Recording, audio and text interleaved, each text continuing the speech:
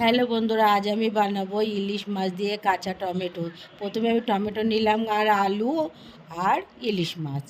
দেখুন বন্ধুরা, এবার আমি কড়াইতে তেল দিয়ে দিলাম। আমি সর্ষের তেলে রান্নাটা করব। এবার আমি ইলিশ মাছের লবণ হলুদ মাখিয়ে রেখেছিলাম আগে থেকে। তেল গরম হলে এক এক করে মাছগুলো দিয়ে আমি হালকা ভেজে নেব।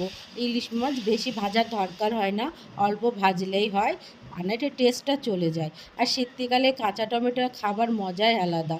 আর অতি গরম ভাতের সঙ্গে ইলিশ মাছ দিয়ে কাঁচা টমেটোর খুব দারুণ লাগবে বন্ধুরা। ট্রাই করো আর সাবস্ক্রাইব করো। আমার মাছগুলো ভাজা হয়ে গেছে, আমি এক এক করে তুলে নেব। ওই তেলের ভিতরে আমি কালো জিরে ফোড়ন দিলাম, পেঁয়াজ কুচি, এটা আমি একটু লাল লাল করে ভেজে নেব।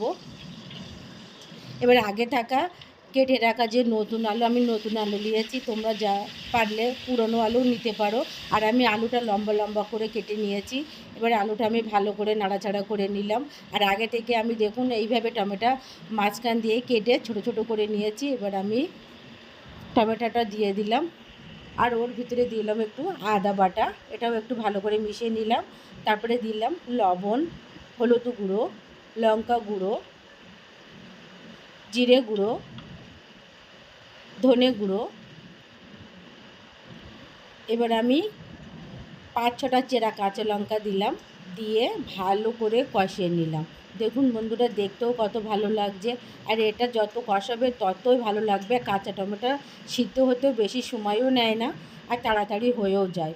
এবার এর ভিতরে আমি পরিমাণ মতন জল দিয়ে দেব, দিয়ে আমি একটা ঢাকনা লাগিয়ে দেব। কিছুক্ষণের জন্য ফুটতে দেব। ফোটা হয়ে গেছে, দেখুন আমার ঝোলটাও কম হয়ে এসেছে। এবার আমি আগে থেকে ভেজে রাখা মাছগুলো দিয়ে একটু নাড়িয়ে নেব। দেখুন আমার মাছগুলো দেওয়া হয়ে গেছে। প্লিজ বন্ধুরা সাবস্ক্রাইব করবেন।